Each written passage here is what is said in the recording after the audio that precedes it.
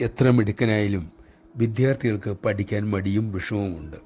ഒരു MBBS വിദ്യാർത്ഥി അമ്മയോട് ചോദിച്ചു, അമ്മേ, എൻ്റെ സാധന എന്താ? മോൻ്റെ സാധന പഠനം. അമ്മ ഉടൻ മറുപടി പറഞ്ഞു. പക്ഷെ അതത്ര കാര്യമായി അവൻ എടുത്തില്ല. കോളേജിലെ ക്ലാസ്സും ഉറക്കവും കളിയുമായി കാലം കടന്നുപോയി. കൂട്ടുകാർ പഠിക്കാറില്ല എന്ന് അവനോട് പറഞ്ഞു. അവനപ്പോൾ ആശ്വാസം തോന്നി. താൻ ഒറ്റയ്ക്കല്ലല്ലോ. ആദ്യ വർഷം ഫലം വന്നു. 3-ൽ 2 വിഷയങ്ങൾക്കും അവൻ തോറ്റു. അമ്മയുടെ വാക്കുകൾ ഉള്ളിൽ തികട്ടി വന്നു. പഠനമാണ് മോനെ നിന്റെ സാധന. പിന്നെ പഠിത്തം തുടങ്ങി.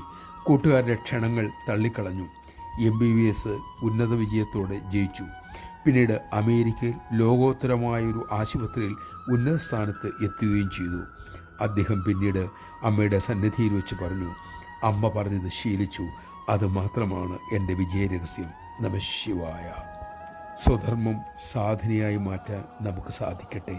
അതിനുള്ള ശക്തി അമ്മ തന്നെ നമുക്ക് നൽകട്ടെ.